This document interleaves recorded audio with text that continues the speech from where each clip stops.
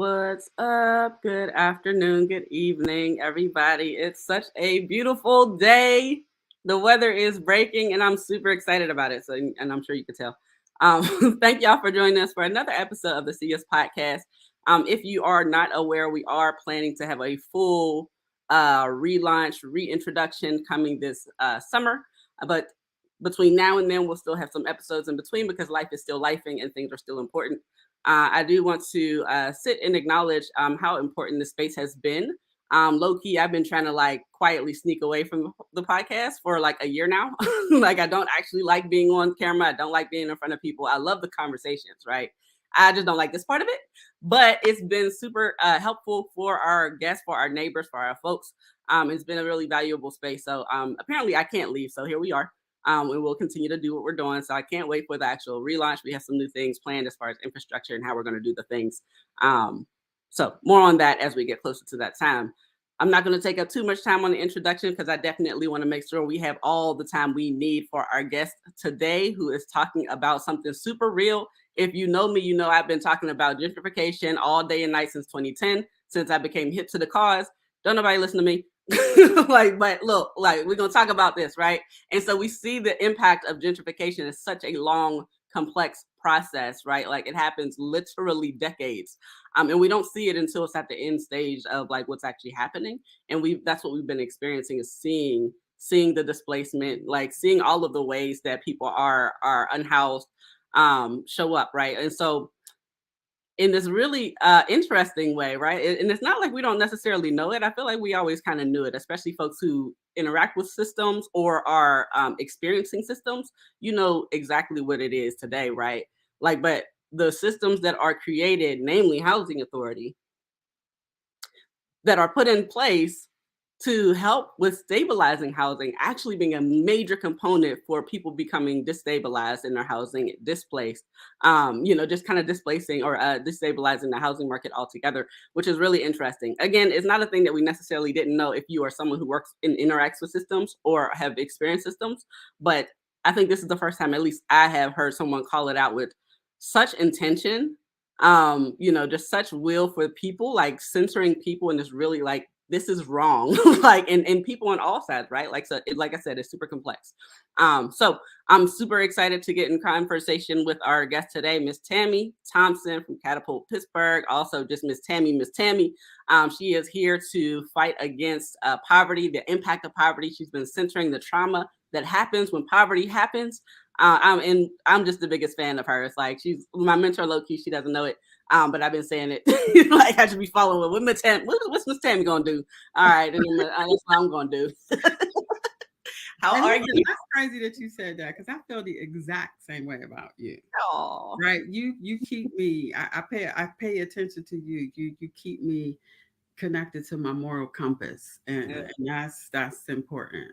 Yeah. That means so much to me to hear you, of all people, say that. Thank Mhm. you so much. How are you today? Before we get I'm into it. good. I'm good. I'm not saying I'm tired anymore, because we're not even going to give power to that, because this work is not Monday through Friday. This work is not 9 to 5. This work is constant, right? It's constant, and um, I think that exhaustion that I'm feeling is what's also fueling my rage. Mm, Uh, mm. I think most people, when they think about me, they're like, "Oh, she's so nice and she's so quiet." And I am nice and I am quiet, and now I'm getting old, and something's happening. Something's happening. There was a certain level of optimism and probably naivete Mm. that I have come into this work thinking that everybody was in this space because they just wanted to do right by people, right? I was naive earlier in my career, and now I'm angry. Most days I'm angry because the things that I see, once you see behind the curtain, you can't unsee it. You can't unsee it. And you can't operate in a space of not knowing, right? And if you care about people the way that I care about people, right? That's just it for me. The only reason I do this work is because I care about people. I'm a hustler. I'm smart. I am savvy. If I wanted to just be making money, I could be anywhere doing anything because that's just who I am. I'm in this space. I'm in the nonprofit space because I genuinely, authentically care about the people in our communities and selfishly, because of my experiences in the same spaces that these folks are in, it is selfishly part of my healing process to do this work. It's important to me that I am doing work that I didn't feel was available to me in the most dark days of my life. And that's literally why I'm here, right? So when I find myself in spaces that are intentionally designed to support, assist, and lead and provide the most basic of care for people, and I start to notice that these spaces are not doing that, it enrages me. It is, I start off being sad. I start off being sad and saying, okay, well, what can I do? What can I do to help make this system better? Is there something I can bring that is going to make some type of change? And that's number one. And then number two, if I get into a space and I realize that that ain't what they want at all, this does not appear to be what they want at all. This is a business. This is a thing that is being mismanaged in a way that is not just not helping people get forward. That's a whole nother thing. But to be a system that is dragging people back further than they were when they got connected to this thing, that to me is unacceptable. It's unacceptable. And the last thing is, I'm even more appalled at the number of people that know it's happening and not speaking up and not doing anything to change it. And so for those that don't know, I was appointed to the board of commissioners of the City of Pittsburgh Housing Authority in 2020. When I was approached, the first thing out of my mouth was, y'all, I don't really rock with them like that because I've seen some things over the years. These issues that we're going to talk about today, these are not new issues. There have been flaws. There have been flaws in the system since I was in public housing in the 1980s. Right? Okay, I can go further. There were flaws in the system when I was a child living in Arlington Heights in the 1970s. Okay, so I'm not picking on any, specific administration. This is not personal towards individual people. This is none of that. This is someone sitting in front of you who has seen the decay, the lack of empathy, the lack of compassion, the lack of caring that seems to permeate within that system and has been for at least what I know firsthand, the 1970s. So this ain't new, right? What's new,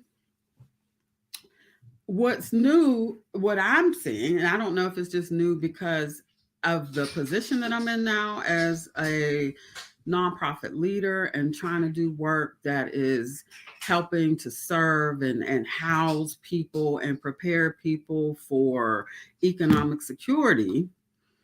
But as of late, and I will say over the last 4 to 5 years, I have started to see very intentional issues. I'm saying intentional because we'll talk about that later. But there's evidence, there's facts that show that there are people, not just one, not just two, not just a dozen, a lot of people who are now becoming homeless as a result of the housing authority of the city of Pittsburgh not effectively managing these programs. That's a fact, right? Uh, there is no department, and let me just make this really, really clear because I think this is a really important distinction to make. There are people working at the housing authority of the city of Pittsburgh who get up every day and go down there with the intention of doing what they're supposed to do. There are good people that work at the housing authority. There is bad management from the top to the mid that is destroying that institution.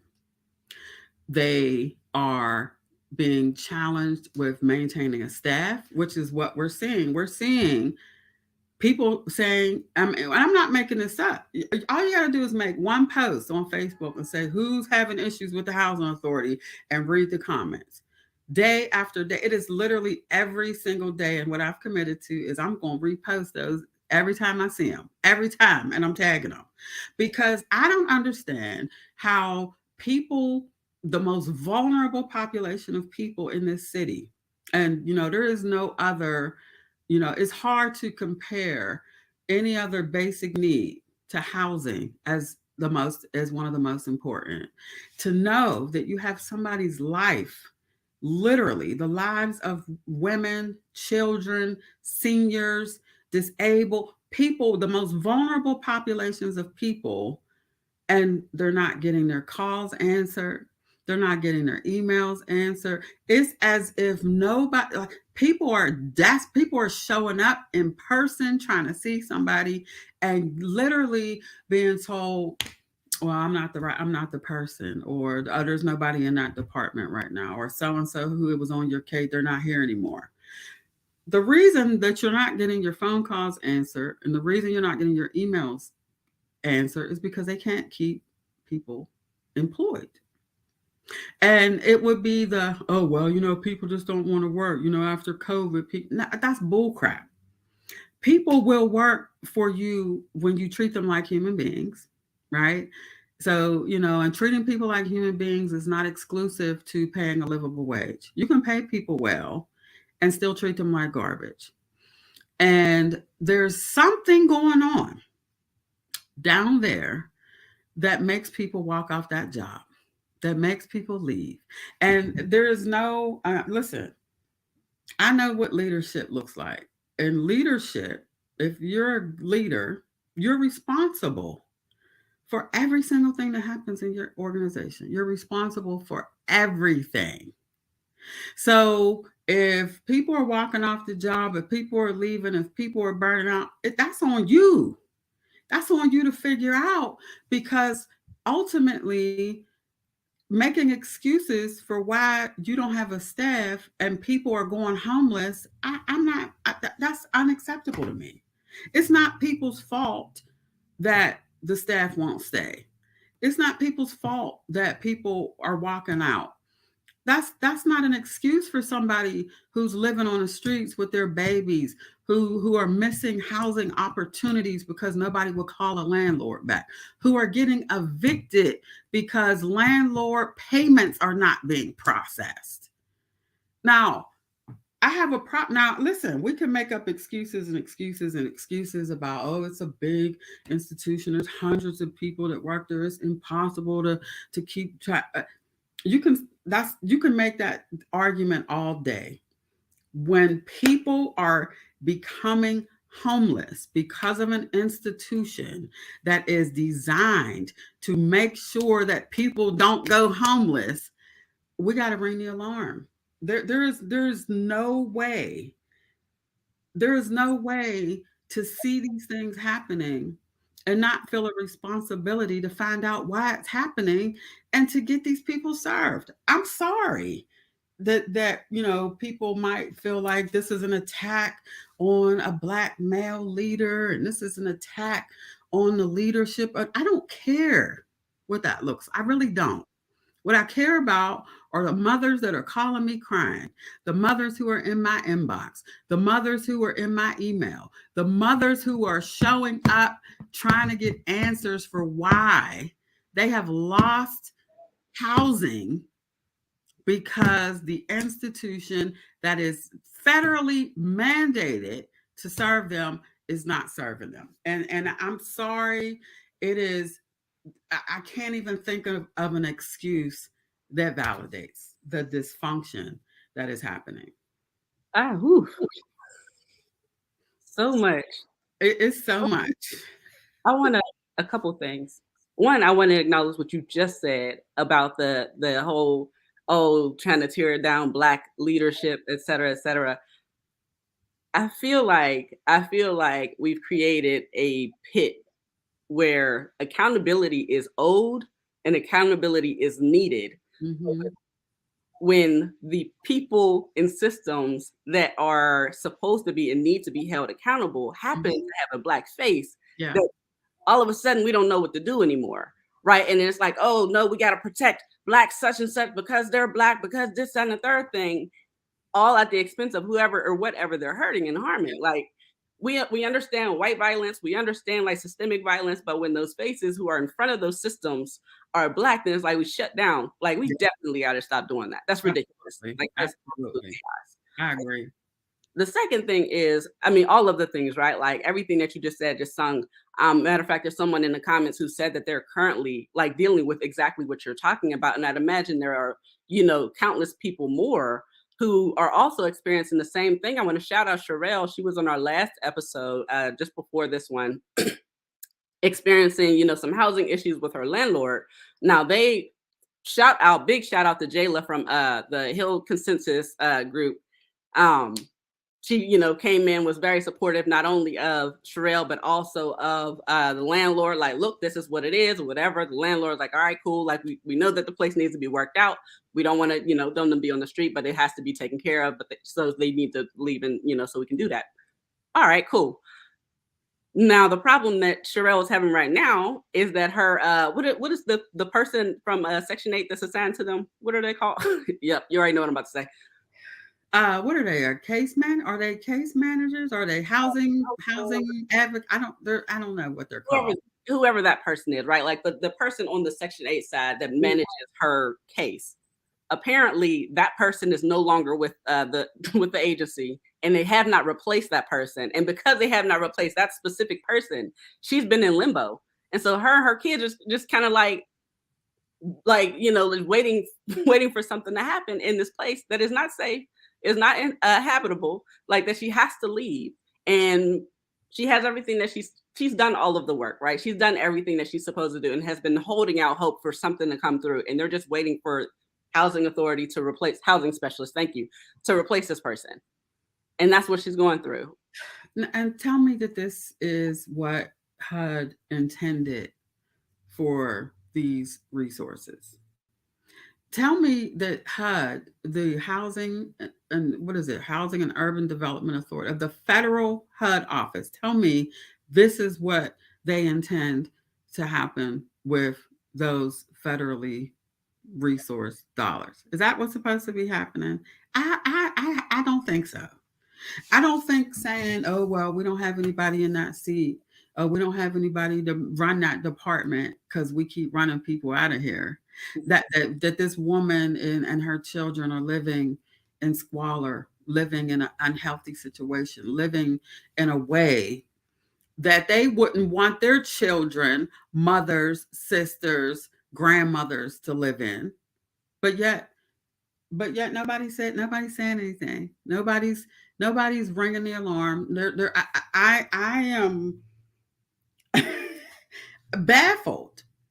I'm baffled that this is not that there's this everybody in a position of power is not screaming from the rafters and requiring accountability for how these funds are being Mm. allocated, how these people are being served. I just I don't understand it. And I'm gonna be honest with you, Shannon. I have committed. I'm not going to shut up about this until there's a leadership change.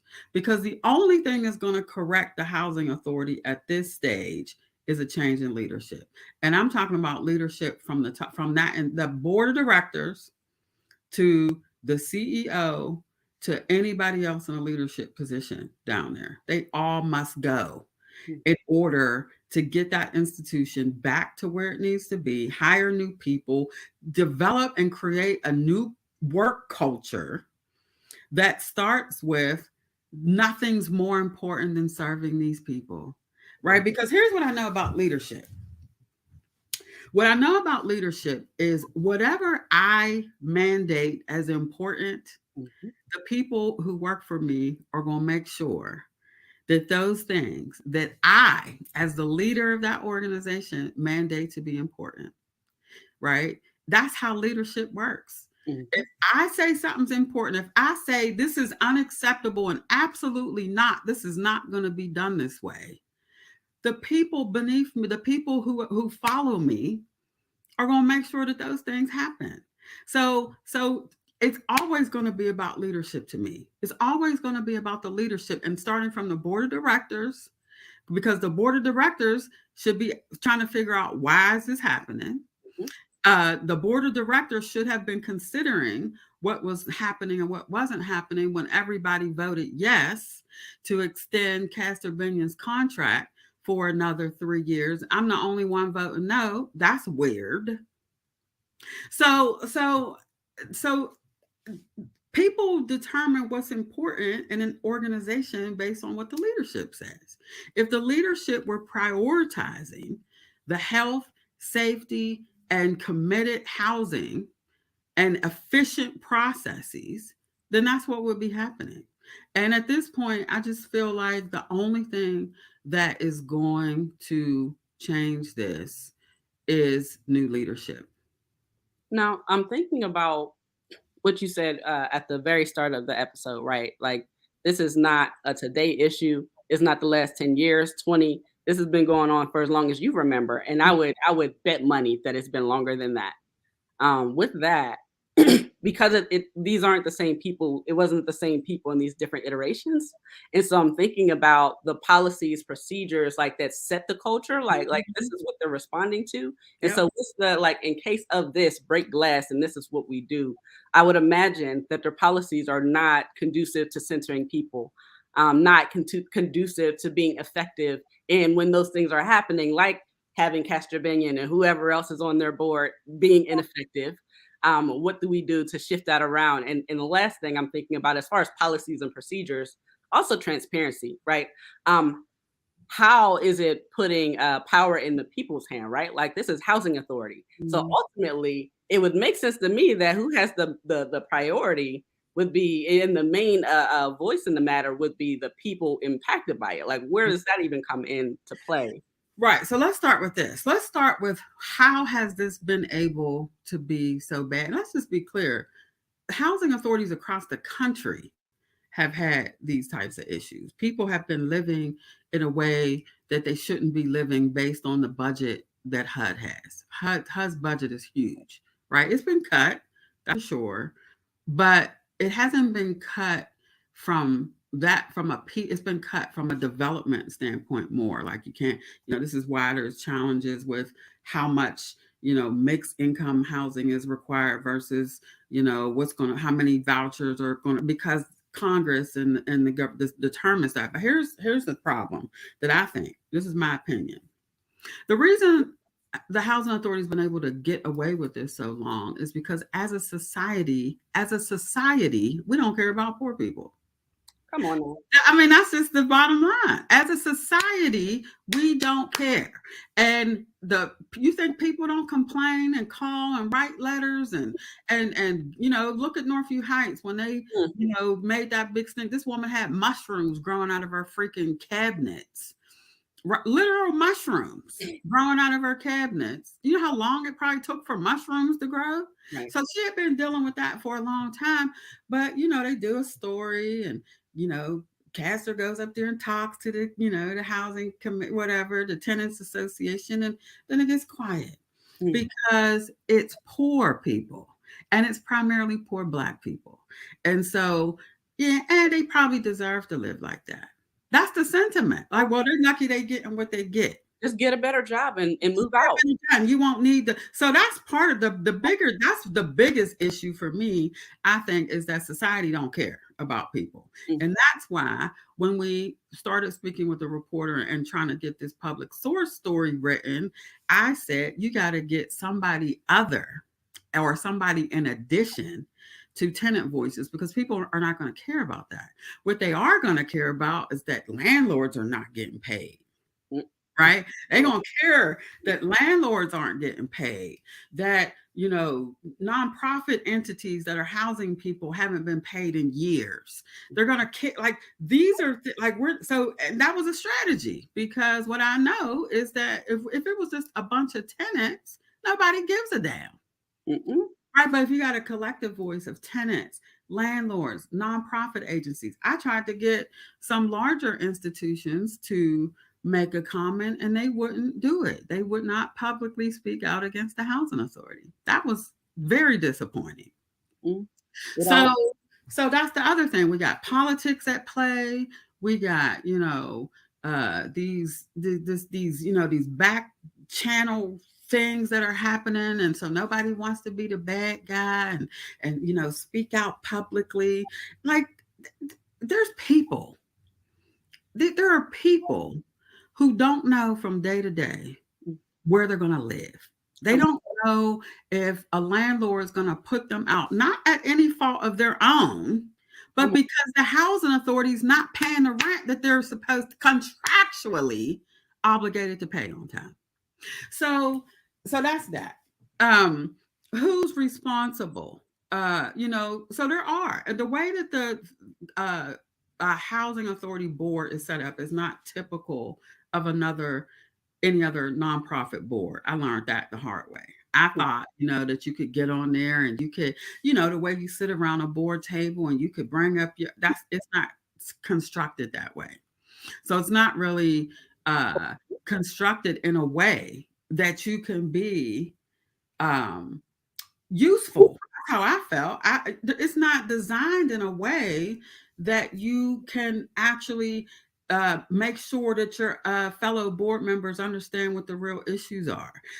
You can't discuss certain things collectively as a full board. Like I've never spent time with the full board all together except during a board meeting. So you can't. It's set up that way, That's right? It's so you gotta research the way that the sunshine law is. It's a whole bunch of stuff, but really what it is looks like from my experience now, it's designed to hamstring you. So I can't have these types of conversations as a board member. that's interesting because it almost sounds like the board is in place because it's required, but there's Hmm. no real intention for the board to act as a board. Absolutely. Well, we vote on whatever the organization presents to us to vote on. But if So you don't have committees, like if you don't have an opportunity to confer with your colleagues, then how are well, you making informed decisions? exactly, and you're not. So here's the final straw for me was the leadership contract coming up for a vote. No discussion as a board, no evaluation, no discussion about whether or not that contract should happen. I just show up to a board meeting and it's on the table for a vote. Right? I've never worked anywhere where my contract was going to get extended and I didn't have to have an evaluation. Right? So that's weird to me. And it was one of those it was the thing that led me to the place that I am now. It's like I'm useless as a board member. There's like I'm voting on resolutions and how money is being spent and all of that is important, but where is the power to talk about how people are being mistreated, not Mhm. just tenants, not just participants in the programs, but even their staff. There was really no recourse for staff. Like how, I'm knowing things about staff that people that are asking for help, I can't help them. So it's not the place. It wasn't the place for me, and I found it out. I wanted to try it. I wanted to be able to try to bring some, perspective, because most of the people on that board are not grassroots organ. They're not working with the people. You got a councilman, you got people that have been just appointed by the mayor, and you got to have two resident board members, by the way. But those resident board members are picked very carefully, right? They're people who are very happy with their current situation. There's never going to be somebody appointed who's going to Or dissent, mushrooms. right? So the board is a joke, honestly. At the way it is now, the way it's set up. I strongly believe that the entire board of directors needs to step down. Mm, um, the new administration needs to have an opportunity to appoint their own picks for that board, in the hope that something can change. mm, That, that if I were in leadership, what I would be doing right now is publicly calling for that entire board to step down. mm. Because I'm just going to keep it really, really real. And this is not a threat. This is not, I'm not grandstanding right here. I'm telling you from the bottom of my heart that I'm not going to rest until there's new leadership at the Housing Authority of the City of Pittsburgh. Because what's happening in this city is, it should be criminal. It should be criminal that we are already in the the throes of a housing crisis. We don't have enough housing stock for ownership or rental. The prices are out of control. People are literally being moved out of this city at a rate that I bet is historical, and the data is going to prove it. And instead of trying to stop the bleed with the main organization that is responsible, that's their job. That's their only, that's what they do. That's what they were designed to do, to house people. They are doing the opposite of housing people. In the midst of a freaking housing crisis, we got the one entity that is supposed to be doing the opposite, and it's not happening. And I just can't understand why it's not a priority to fix it. I can't understand why it's not a topic of conversation on the news, on our feet, on our social media. It should be a nonstop topic of conversation. But you know why it's not a conversation. You said it. It's mainly to do with poor people. Yeah. Then So that's the evidence.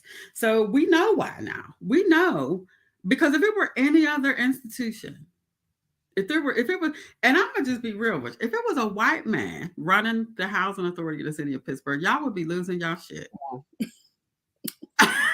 Like, for real.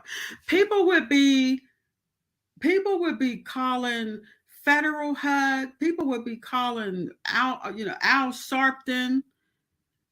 Because what's happening right now, when you talk about justice, this is not just, this is the opposite of justice, y'all. The way these people are being treated and ignored, that's the worst part. So the ignore, the not, the reading of people who are saying, I am desperate, I have to, my landlord is threatening to throw me out, and then you're not responding to their emails and their phone calls. Come on. so a few things, right? So one thing I'm thinking very deeply about, a shared person of ours actually, who has been in her home for about a year, I think, or so. Come to find out that housing authority has never paid her rent because they didn't agree on the amount, and instead of talking to the landlord, they just didn't pay it. And this young lady and her daughter have just been in this place, and to the point where the landlord's like, I have to let you go. Like, love you, but you have to go because I can't afford for you to be here for free. Um, and the folks who are involved with helping this young lady have not been able to get in contact with housing authority to move things along, to get these people paid, to anything. So that's one thing I'm thinking about. I'm also thinking about, like, I'm thinking about what you said about poor folks. Don't nobody care about poor folks, and quite frankly, I'm thinking about, like, it's either, if for a movement to be effective, you either have to have power or you have to have people, Mhm. right? And so we're talking about like the landlords and everybody else. That's who, like, publicly, like, people will care more about. Like, they're going to tune into that because we have narratives, really derogatory narratives painted about people who are in forced poverty, and that's Mhm. what it is. Keep it a being, like, people are poor because they're forced into poverty and That's right. generationally, right? That's right. You know, and so if we're talking, like, I'm thinking about, like, no, like a few folks, um, people have been, complaining and calling and doing the things, but the luxury that people in forced poverty don't have is organizing and Mhm. being organized together, because that takes a lot of privilege and resources, et cetera, et cetera. And no, Right. but there's enough. There's enough of us and them, and there's enough of our folks who are in these circumstances who have Yes. enough and enough allies. Well, guess what? That's a call to action. Oh, well, you didn't beat me to the punch. So that's where I was getting to. Action. What does that Because look like?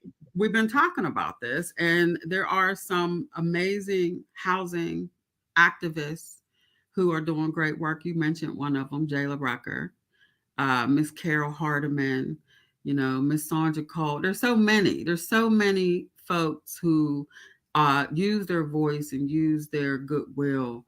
But we are, there is a plan. There is a plan to organize these tenants, and we've got to do it in big numbers. We got to get loud. We've got to embarrass. Because here's what it doesn't seem like anybody cares about anything but embarrassment or money. So, and that's just it. So, I would, there's going to be some planning and organizing happening over the next couple of weeks, and I want to shout out the people who have been speaking up, because I've been making these posts for a minute. Who's having problems, and there's been you know a strategy to that. That was how we got the reporter from Public Source interested. The goal is to get some national attention to this issue, because it's clear to me that locally we're not going to get it.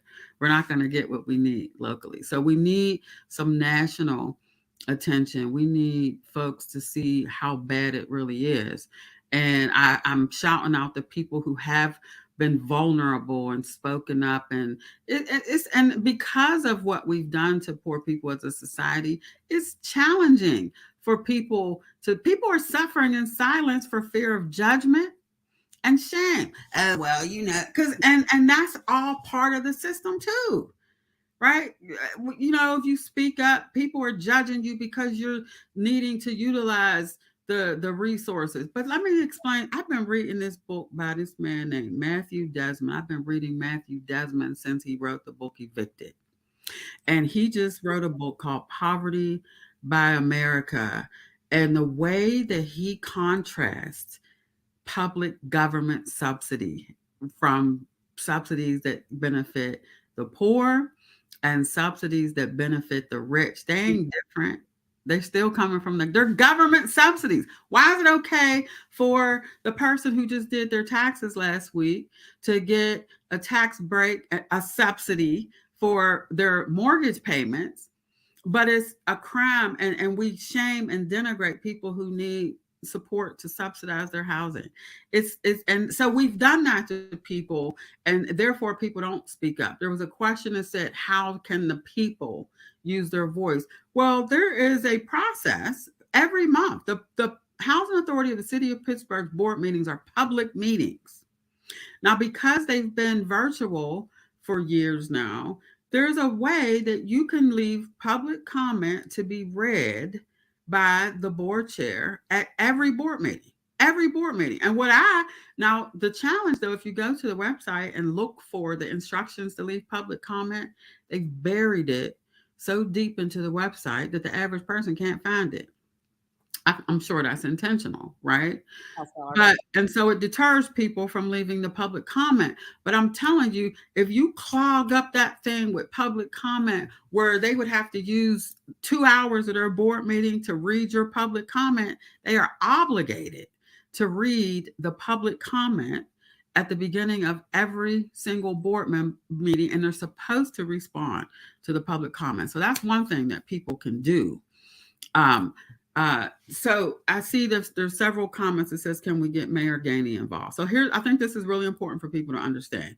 I was naive in thinking that the city's mayor had oversight of the city of Pittsburgh Housing Authority. They don't. They don't really have a lot of say about what happens at the housing authority, unfortunately, because they are federally funded. There's not a ton that can be done, but he can use his power. He can throw his power around. He can, I think, publicly acknowledge that these things are happening, and I think that's important for him politically to do, so that people who don't, he's separating himself and his administration from that disaster. Because the reality is, and I want to make sure everybody understands this, the mayor's office does not have oversight of the city of Pittsburgh Housing Authority. That, to me, I think fuels the arrogance that's happening down there. But there are things that can be done as a who does. So who does is the Housing and Urban Development, Marcia Fudge, the Black woman who is now in charge of the Housing and Urban Development, is a Black woman named Marcia Fudge. She is leading the HUD office right now. We can all write letters to HUD. We can catch a bus and ride to DC and demand that Marcia Fudge or somebody in her office speak to us. But there are field officers, local field officers, who are supposed to be listening to us and moving these things forward. But again, it's just not happening.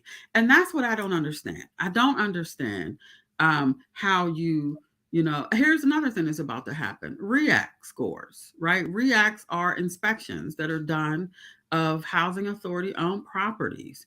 The REACT scores are going to be bad this year. They're going to be bad. They need to be held accountable for the condition of the housing. They need to be responsible for the fact that people's rents are not being paid, people are not being communicated with in an effective manner, and there needs to be question about why they're having such a hard time keeping a staff, because that's what it boils down to. That's why you can't get a phone call. That's why nobody's returning an email. That's why you find out that the person that was working on your case is gone and hasn't been replaced. It is a management issue. There is a problem when somebody is turning over staff at that rate. There's a problem there that needs to be investigated. There's a reason people aren't staying. And as when people continue to cycle in and out of there like a revolving door, it is negatively impacting our people. And we've got to question everything at this point. At this point, everything's in question.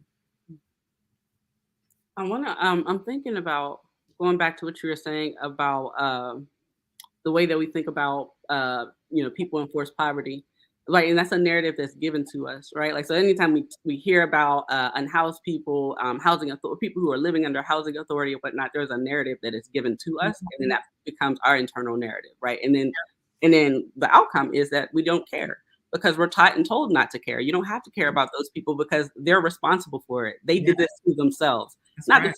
Not generational, forced poverty, none of that, not oppression, none of that. They did it.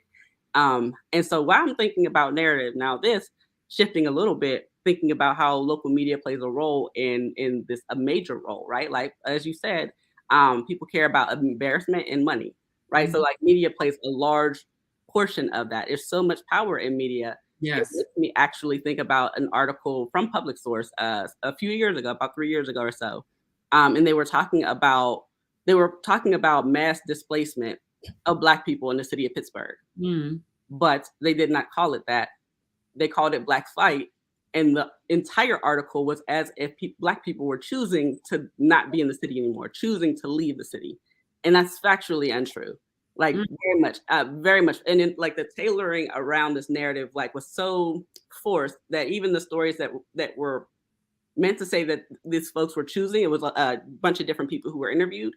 even in their stories was like, we're leaving because there's no opportunity here, because the education is bad for Black folks, because like we're being squeezed out. So like Yeah, we have the resources to leave, and then completely ignore the fact that people are being forced in the street and forced yeah, out of the city into the county, etc. But it's like that narrative, that shift, that subtle shift, you know, because it forces it, like as us as the community and as consumer, it's telling us and teaching us this is how we should view this issue. Therefore, there is no issue.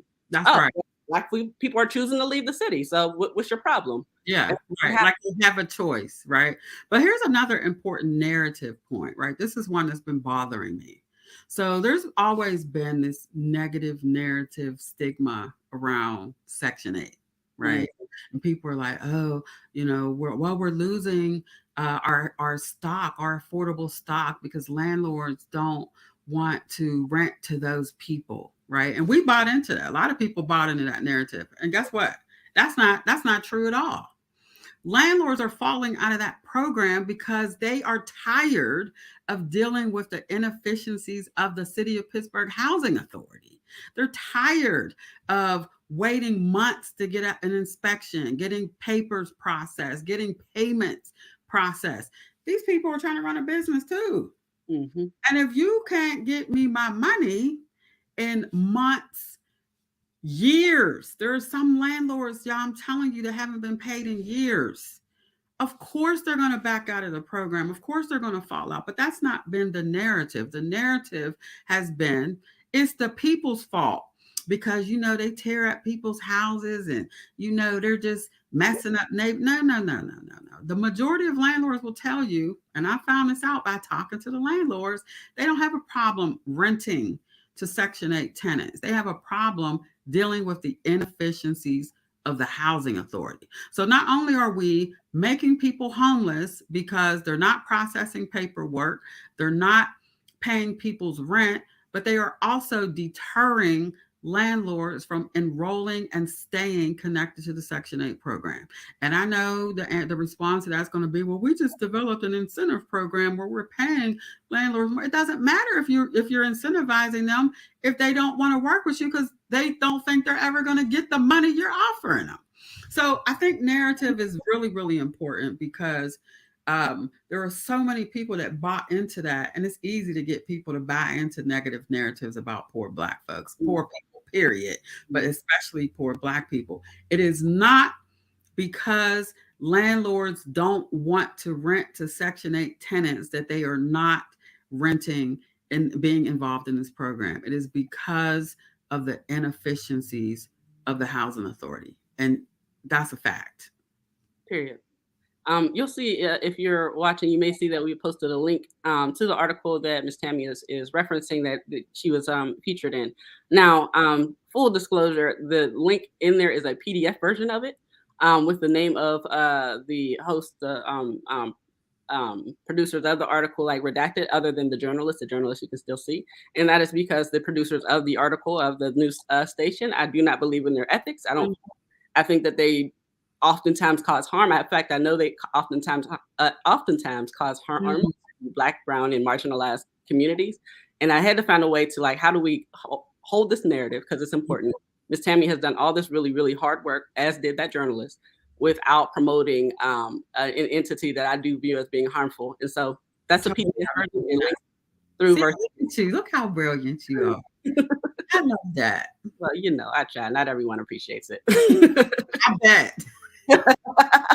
But yeah, so the article is there. All of the information is there that she is speaking about. But if you wondered why it's set up that way, that is specifically why. One day I'll talk more about what I'm talking about with that particular news outlet. But right now we're focusing on what's happening right now. So Miss I- Tammy, oh yeah. So Miss Tammy, you had said that uh there's things in the works, right? Like as far as like the calls to action and whatnot. But I know there are plenty of folks who are interested in how do they get a part of that, even if it's not ready. But how do they get a part of the when there's a call to action to happen when it's ready? How do they get notified of it, or how do they become involved right now? For one, I'm going to say pay attention to the narrative justice because we're the Wellness Collective, the narrative. You'll be one of the very first stops with information because this is very preliminary. Just had a really great conversation with some folks last week.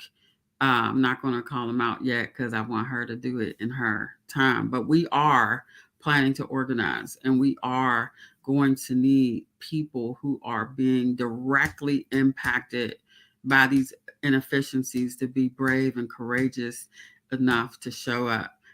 Because I'm ready to be doing some demonstrations. I feel like the only thing that's going to get people's attention is to be outside with some bullhorns and some signs and make people uncomfortable and draw attention to this travesty. Because I just can't express enough, y'all. This is a red flag situation. This is bad. And here's the other thing: anybody who's in the space of working with the homeless, working to house homeless people, this is your fight too, because guess what? You're using resources that you shouldn't have to use because of the ineffectiveness of the housing authority. And you should be furious. And so you're part of this fight, whether you want to be or not, you have to be. I think we need some political will. We need people with strong voices and some power that can make some phone calls and make some stuff happen. But I don't think there's anything stronger than the voice of the people. Period. And I think people need to be heard, and I think people need a platform to be heard. So we are absolutely going to be organizing some demonstrations, continuing to have these types of conversations. Danielle Graham Robinson, thank you very much. She posted a link to how you get to public comment for the Housing Authorities Board meetings. And you guys, your voice is strong. I'm telling you, because the way they've been getting away with this so long is that we are busy. When you're in survival mode, you're trying to get the stuff done that you have to get done. And although you want to speak, you might not always know how to do that. And so I think it's really important that we help give people their voice, and we create a platform for people to express how they've been hurt and how they've been neglected, because without their voices, we're never going to be able to express to people enough how important this is. To me, this is a red flag issue. And I don't think there's anything happening in this city right now that's more important than this. And when we talk about crime, and we're talking about young people, and oh my God, all this crime. If you think housing is not directly connected to why people are gunning each other down in the street, why our young people are looking around at us and are angry because they're tired of living the way that many of them have to live. And so you keep thinking that housing is not a red flag issue. Keep thinking that people sitting around getting these hefty paychecks and cushy contracts and are neglecting the people that they're supposed to be serving. I'm sorry. There's no way. There's no way that I'm okay with that. I'm not okay with that. So if people want to make this personal, make it personal. Yeah. Make it personal. But this is something that is not personal. And you know what? In a way, it is personal. It I'm is. disgusted with how these people are getting treated. And I'm going to use my voice because I can't unsee what I've seen. And until people are treated the way they're supposed to be treated, I'm going to just you're going to keep seeing me and hearing me. That's just it. Period. Last thing I'll say, I was just the other day talking about poverty war zones, right? Mm-hmm. These are our domestic, our local areas that are so ravaged by poverty that Mm-hmm. it does turn into it is the crime that we see, right? Crime is a matter of people needing to survive and Yes. not having their basic needs met. And so when we see like crime, like and violence ravaging communities like ours, right? Like we've been in mourning and trauma for years and years and years, and all we're seeing is the outgrowth, the Yeah, outcome of that poverty, right. poverty. That's right. Um, yeah, I It's don't want wild. to get in place. Anyway, It's I, wild. It is. It's wild. It's wild that there's so many voices. We need a lot of voices right now. We really, really do. We need some folks with a bigger voice and a bigger platform to step into this fight and step up for these people because I'm just one person that has a little baby nonprofit and we've been doing what we can, but I'm gonna be honest, I'm tired of trying to use the little bit of resources we have period. to try to help people when there is a system and an institution that has multi-million-dollar budgets. I mean, tens of millions of dollars in a budget to serve these folks. So here's what I want people to make. I want to make sure that people understand this. This institution is fully resourced. They it's not that they don't have the money to pay staff, and they pay well. They pay a good salary to the people. So people are not leaving because they're not being paid well. They are. They're everybody down there gets paid well. So people don't just walk away from good jobs, good paying jobs like that if there's not something else going on. And there's something else going on. And I'm telling y'all, the common denominator is leadership. The leadership is bad. And if it were just I mean, there's a lot of government agencies, federally tax funded agencies that have bad leadership. But if they weren't directly impacting people the way they are, I might just be like, I might just shake my head and be like, and mind my business. But I can't because I'm seeing the result of bad leadership is negatively impacting the people of our community. Period. And I'm sorry, y'all, we gotta start holding these people accountable. They are not God. Period. We gotta hold these folks accountable when they get in these positions. I want to be held accountable. Period. Hold Say me that.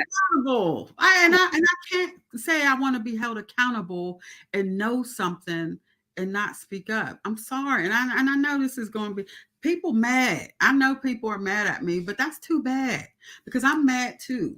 I'm Mm, mad. The moms who are living in a shelter right now when they didn't have to be are mad. The babies who have to wake up in a shelter are mad. We all mad then. period. I But want let's to. we got to do something to change this. This is just wrong.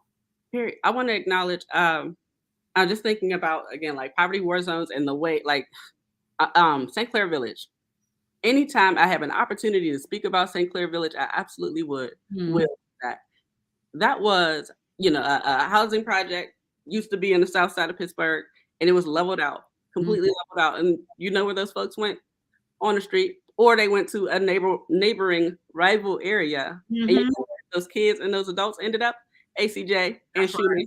That's right. And how I know? Because I was working at Schumann, and them babies was super traumatized, and they were in prison, Yeah. baby jail, because they were homeless. They were made houseless. And no, and you know where St. Clair Village was? Where that big old urban farm is. Big old empty space. Yeah.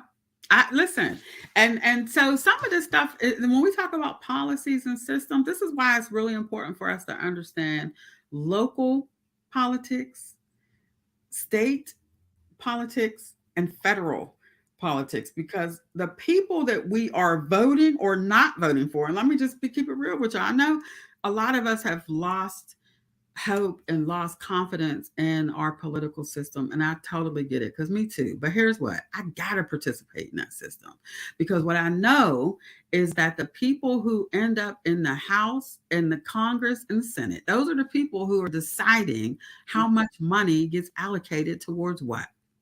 And so when you have people in Congress who are saying, chop that in half, we're not going to keep housing them people. That's what happened to the HUD budget. Mm-hmm. The HUD budget gets cut all the time because housing for poor people, they should have figured it out by now. in spite of market factors that they have no control of, in spite of, banks crash and stock, all that stuff is connected and determines how much housing is built, y'all. So when you're tempted to not show up to vote, I'm telling y'all, those people in those offices are determining how much housing you're going to have. I want to take it a step further there. When we're talking about participating in politics, our involvement should be before it even gets to the voting block, right? Like to the voting, right? Because we don't have to choose the lesser of two evils. That's not something that we have to do. It's just a choice that we typically have because we're not participating on the front. We can elect our own people, right? Like we can say that this is who we want to represent us and support them all the way through to get them there. We don't have to be like, oh, well, this person I'm gonna get cancer. This person, my leg's gonna get shot off. Like, I'm gonna go with that one. Like, we don't have to do that, And I do, and I say that in a way that is not judgmental because it's not like we have access to even knowing how government works. Right. Access to the people, and unless it's an election season or something tied to it, quite frankly, like that's just a very real thing. I used to do a civic engagement, civic learning. Education course for kids for high school, and I might actually bring that back because it is important. But like as we're talking about being involved in politics, that doesn't have to mean, and it should not only mean when it's time to vote, because voting for just a name and a face, that's typically what we're relegated to, right? This person looks like me. This person came to the party, came to the cookout. This person said this, said that, whatever. Oh, they're cool or whatever. Or I recognize their name or their face. So that's who I'm going to vote with. We don't have to do that. We don't have to do that. I love that you said that because what you're saying is, and then what we sometimes don't feel because we always feel like we're at the bottom of every single totem pole, right? We're always scratching and scraping just to be heard. But political power is real. Political power, and we all have a certain amount of political power, whether we see it or not. We have that because this whole system of democracy is based on us. We decide, right? So you're absolutely right. We gotta get connected enough to even just a basic understanding of politics, and the ability to recognize that sometimes you're not going to agree with everything somebody says or every issue that's in, you're never going to agree with everything, but we have got to figure out what is important to us. What are the things that we can agree that no matter what side of the political aisle I'm on, or whatever, where my background, male, whatever, what is important to me that I see in my community, and that is where I'm going to be I'm super. Everybody that knows me knows I'm tunnel vision when it comes to serving people in poverty. That's my tunnel vision, and so I'll work with almost anybody if it's going to move agendas forward that decrease and mitigate poverty, that help people recognize that just because I was born into this does not mean that this is where I'm going to end up. And in spite of policies and systems that have been created and perpetuated to keep me exactly where I'm going to be, which is what I feel the housing authority, I'm sorry, I just feel like it's a system that's so it's just been this thing that people are all, it's like, well, they lucky we giving them what we give them, and nobody pushes back on that. Period. I'm sorry. Someone asked in the comments or said that Summerlee and John Fetterman should be a part of this conversation. Are those political leaders that you've been in contact with about that? Have they said anything about it? Are they involved at all? Just So I'm not going to say anything yet, but I've had some conversations. I've had some conversations. Okay. I'm going to leave it there because again, it's still so preliminary, but people are paying attention, and there may be an opportunity to, again, it can be anybody who is willing to take this voice to DC, approach Marsha Fudd and say, look, something's happening in Pittsburgh that needs to be addressed. And I'm wondering, shout out to my daughter, she's in the background. I'm wondering, Her birthday's tomorrow. Shout out to Rennie, big one. Um, as you had mentioned way back in the way back, that this is not a specifically Pittsburgh issue, right? Like housing authorities across the Mhm. country are on a nut and have been, right? Yeah.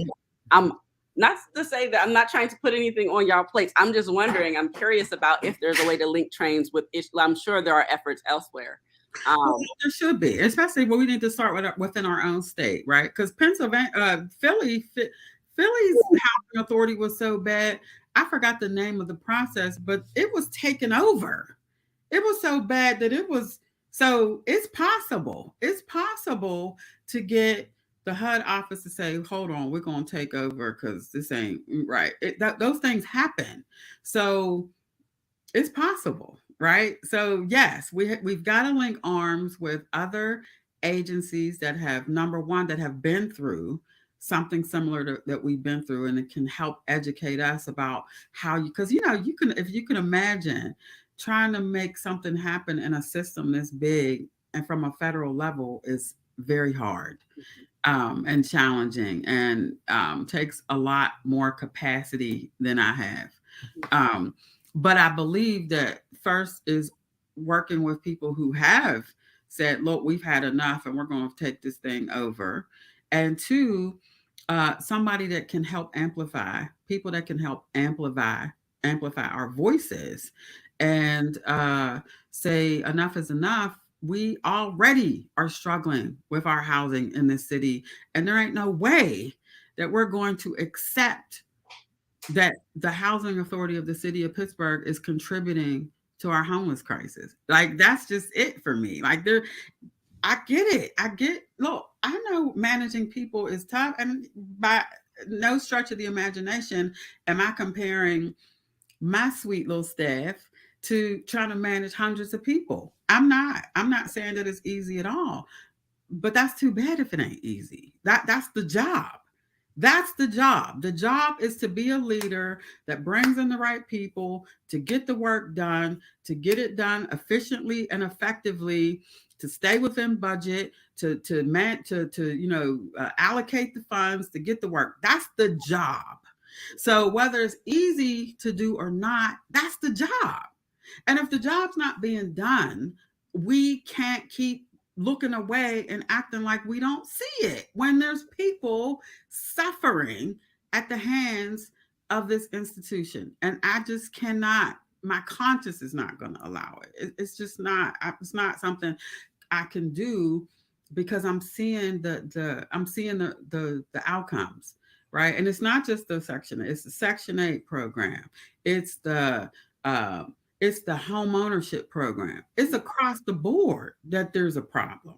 And so I'm sorry. And again, this is not personal against any particular individual.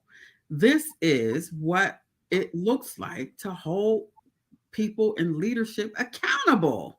Period. Period. A few things, Miss Tammy. I could talk to you all day and night about all the things. But a few things that's on my mind. One, I'm thinking about going back to like politics, and thinking about like how displacing people also takes away power because Mm, we vote in districts, mm, right?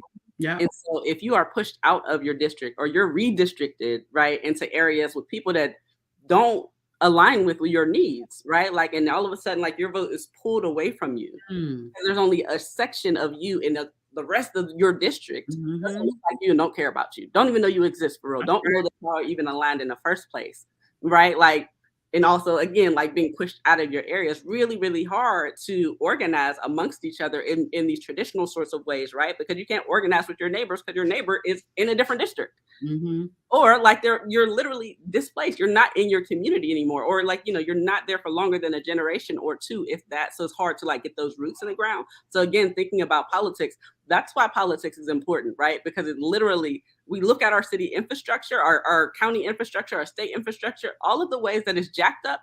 That's why. Like, that is directly why. The other thing I'm thinking about is thinking about now, housing authority like is a huge complex thing with so many splinters, all of these people, and to manage it is a task, however not impossible. And I'm thinking about during the pandemic, we saw what our infrastructure is nothing, right? Because nobody knew what to do when there was a global pandemic that people knew about, at least, or at the very least, cities like the world has gone through already 100 years Mhm. ago, and that's not that long ago. Like my husband's grandmother is like 93. Come on Yep. now. So we should have an idea how these things work, but we did not.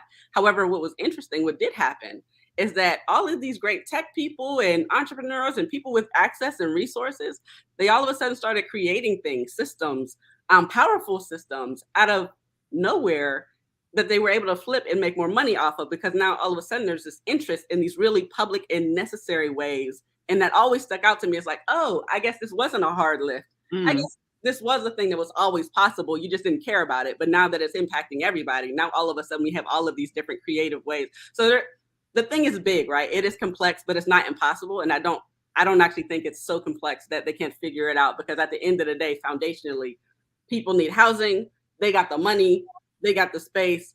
Make it make sense. Like, like, That's where it goes. That's and so that to me, this is why, and I've evaluated this from every space because I don't want to believe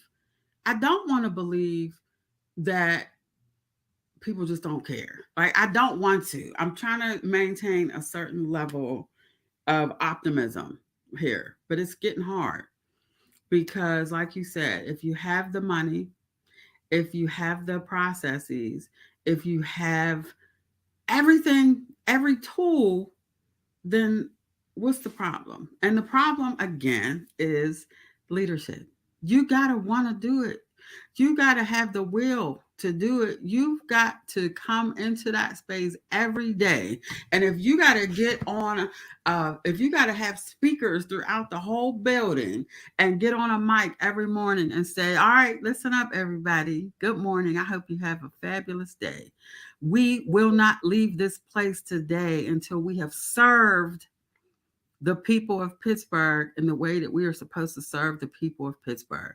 Nobody will go unanswered. No emails will go unchecked. No homes will go uninspected. People, we will get these checks out the door in a timely manner. If I, as a leader, get on a mic and say that, it's going to happen. It's going to happen because I've mandated a certain culture that says, I don't care what else is going on, people will get served. It's that simple.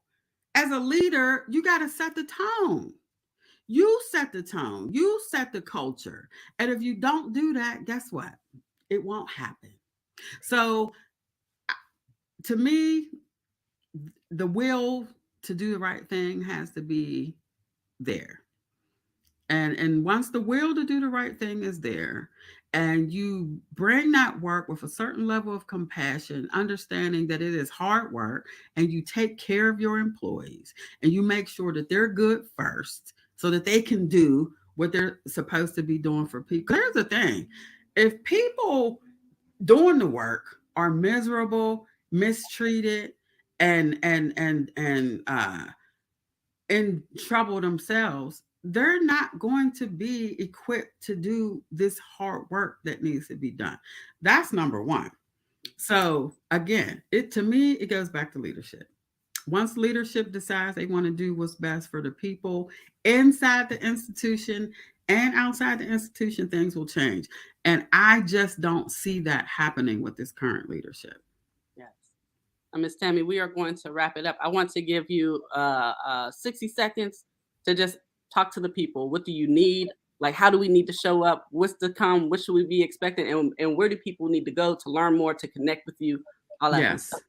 So, because this is very preliminary work, guys, I mean, it's literally just been a couple of weeks of me trying to wrap my head around what's next. First and foremost, your voice is imperative to this movement. And this is going to be a movement because we're not going to quit until people are getting served in the way that they're supposed to be served. But what that means is that when there is a call to action, to come out and be ready to walk, to march, to demonstrate, to show up in front of some of these buildings, you need to be there if you can, as much as you can. You need to be ready to forget. embarrassment, shame, any of that nonsense that society has fed you. You deserve this housing just like anybody else does, right? If we hadn't been dealing with what we've been dealing with historically in this, maybe you wouldn't need a subsidy to help you with your living. And just think about that as a country that we have to help subsidize people's housing. That's a whole nother story. But forget that shame. Forget being embarrassed about housing. You deserve housing. So you gotta be ready to speak up and tell your story. When stuff is happening to you, you don't have to be quiet. You don't have to be hiding in the shadows and feeling isolated in your pain. You got to step up, you got to step into the light, and you got to tell your story. What's going to happen over the next couple of weeks, if you're not following me on Facebook, please follow me because I'm going to be posting some information once we get ourselves organized to bring you guys. I'm not going to do this without you. I just can't because I don't live in public housing right now. I've lived in public housing for years. I have benefited from every subsidy that you can possibly think of, but I'm not that voice, so I can't speak for you. I need you to speak up. And we're going to organize with some people. We're going to get some attention. People are not going to ignore us anymore. You are not going to get ignored the way you've been getting ignored, not getting your phone calls returned, not getting your emails returned. You've been ignored in the past, but we're not going to be ignored anymore. Somebody's going to listen to us because we're going to make sure that. So we'll be sending some information. Pay attention to the Narrative Justice and the Wellness Collective. Our amazing partner Shannon is just an incredible, uh, partner in this work, and we will be providing some updates about what comes next. But what comes next needs you. Beautiful. Thank you so much for taking the time on this Sunday. I know you're always busy, so whenever you take the time just to say hello to me, I'm over the moon.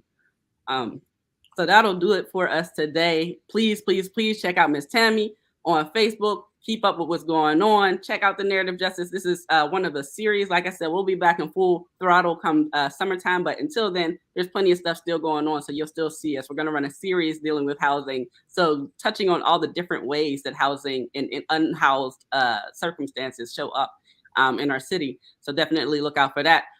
Unrelated to housing authority directly, I do want to highlight that we do have on our website, if you go to thenarrativejustice.com/good dash landlords, you'll see our Good Landlords review. That is a rate and review system for landlords. So you can go on there and rate your landlord, your property management company, whomever, right? And that includes housing authority, because we've gotten that question quite a bit. If you are living anywhere, and feeling like your place is substandard, you have mushrooms growing out of places that mushrooms don't grow. Um, Right. things like that, right? And also, if you have a really, really dope landlord, we need to know that, right? Mm. Because as people are seeking housing, where do I live? Where do me and my family go to seek safe housing?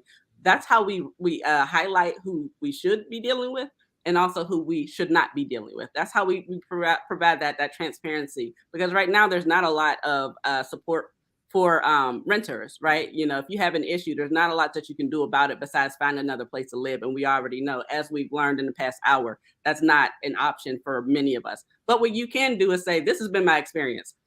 They're trash, and they're dope. And this is how we do that, right? It's been terribly effective. And let me say, the landlords and such, they've been shaking in their boots because I keep getting emails about it. So if you have not already, go on our website, thenarrativejustice.com/good-landlords, and submit a review. Make sure you share it, because that is effectively our power. That's Mm. right there, child. Right. Um, that'll be all for today. I hope to see y'all the next time we tune in. You'll see when our next episode is going to be. Our next one is going to be about housing from a different different lens. So please do check in. Please share, please share this episode. Miss Tammy has dropped so many jewels. I've learned so much about how this actually looks, what this housing crisis looks like, and how the systems that have been created to help us out of housing crisis, right? How created to stabilize housing has actually been contributing to the housing crisis. So definitely share this episode. It's so, so important. And make sure you connect with Miss Tammy. That'll be all. Later. Thank you, Shannon. Thank you for this. Yeah.